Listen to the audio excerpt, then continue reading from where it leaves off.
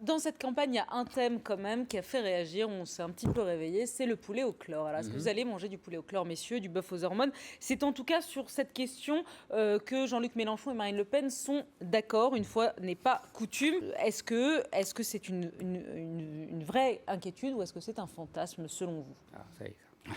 En tout cas, on a fait d'un fantasme une réelle inquiétude, hein, et pour cause, parce qu'on a fait de ce sujet-là.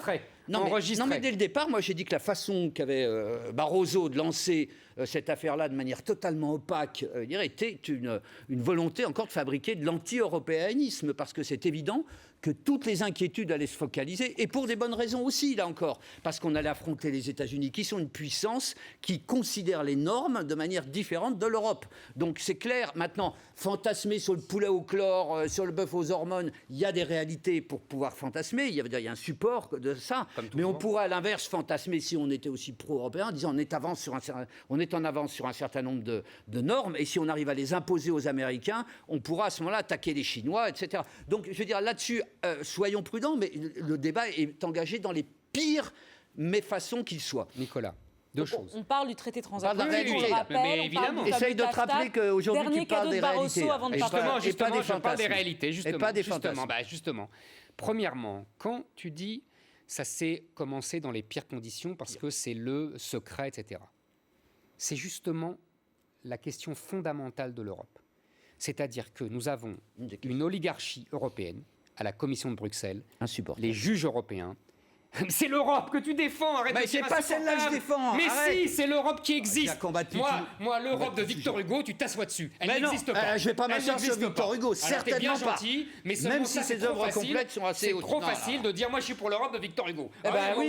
Moi je suis pour l'Europe de Napoléon 1810. Tu vois comme ça nous avance. Comme ça nous avance. Tu vois alors parlons de ce qui existe. Il a toujours défendu. Et l'Europe qui existe, c'est l'Europe de l'oligarchie européenne, de Bruxelles, de Francfort à la BCE et des juges européens. Ces gens-là utilisent le secret comme arme de guerre de leur pouvoir, comme Louis XIV utilisait le secret comme fondement de la monarchie absolue. Vrai ou faux? Mais simplement, on ne peut pas combattre ces gens-là sans avoir une idée, une ambition, une espérance. D'où Victor Hugo, à moi, Victor Hugo. Je suis content de l'avoir avec moi plutôt que Napoléon. Sauf que c'est grâce à Victor Hugo que ces gens-là ont pris le pouvoir, mon cher. Mais quand vous parlez de ces gens-là, mais c'est qui ces gens-là? C'est une oligarchie. C'est qui ces gens-là? Ils sont envoyés par qui? Ils sont envoyés par les pays nationaux, ils sont envoyés par la France, ils sont envoyés par François Hollande, ils sont envoyés par Angela Merkel. Bien sûr, mais parce qu'il y a une alliance. Regardez par exemple Jean-Claude Trichet, c'est une incarnation magnifique. Il est passé par où? Par le cabinet de Balladur, après par le Trésor, par la Banque centrale de France, et hop, Banque centrale européenne. Tout ça, ce sont les mêmes. Et en Allemagne, ce sont tous des docteurs, et en Italie, pareil. Ce sont les mêmes. C'est une oligarchie qui gouverne l'Europe et qui se cache derrière l'idéal européen de Domenech, qui est comme d'habitude l'idiot utile de ces gens-là. Deuxièmement, vaut mieux être ça que l'âme savant de l'extrême droite. Arrête. Deuxièmement, pour le fond, le traité transatlantique, qu'est-ce que c'est?